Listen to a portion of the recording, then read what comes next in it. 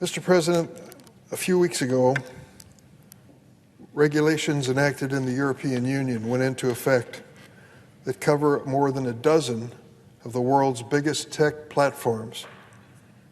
This includes online marketplaces, app stores, and social media platforms like Facebook and Instagram.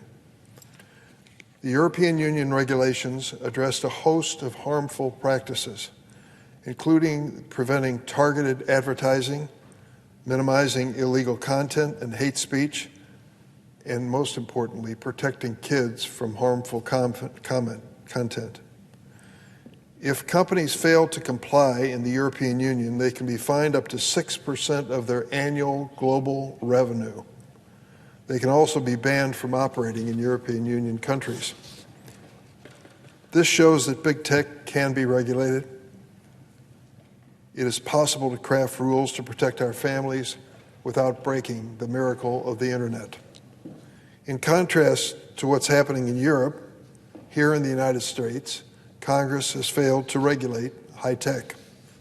And while we sit on our hands, other nations are moving ahead and shaping the rules of the digital world.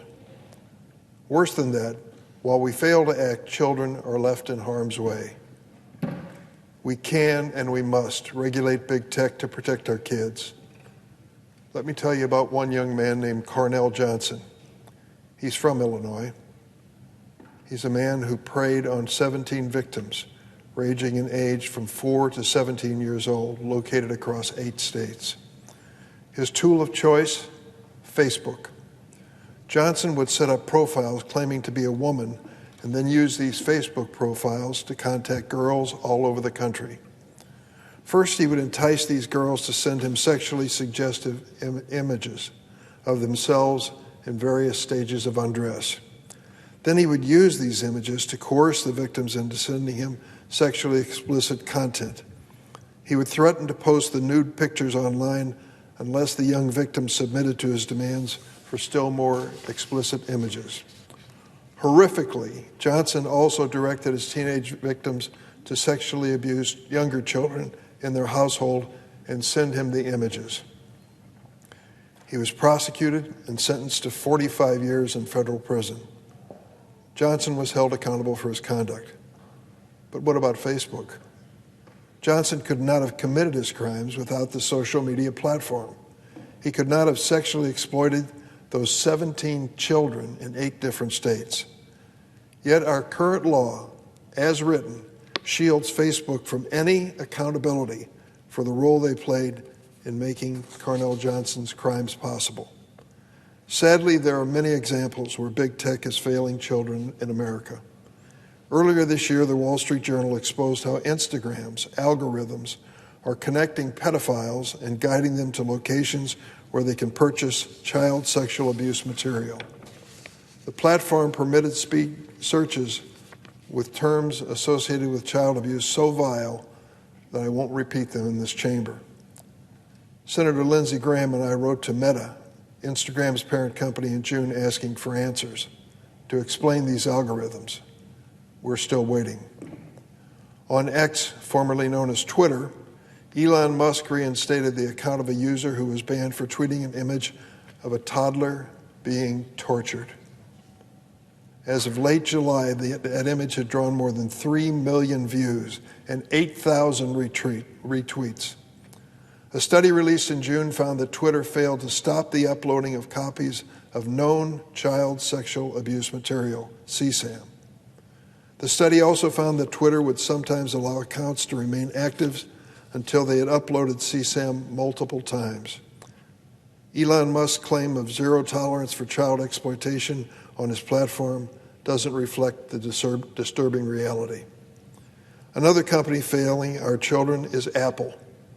In 2021, the company paused its plan to detect CSAM uploaded to its cloud service. Then last month, Wired published a letter from Apple in which the company confirmed it will make no effort to address child sexual abuse material stored on its platform. Apparently, Apple views permitting this ongoing child sexual exploitation as an acceptable and necessary cost of protecting their right to privacy. But I believe we can live in a world where user privacy and child safety can coexist. And I believe that I've written a bill that does just that. My Stop CSAM Act will end big tech's free ride and give victims a way to hold these companies accountable for their failure to stop online child sexual exploitation, in some cases for their actions that make it worse.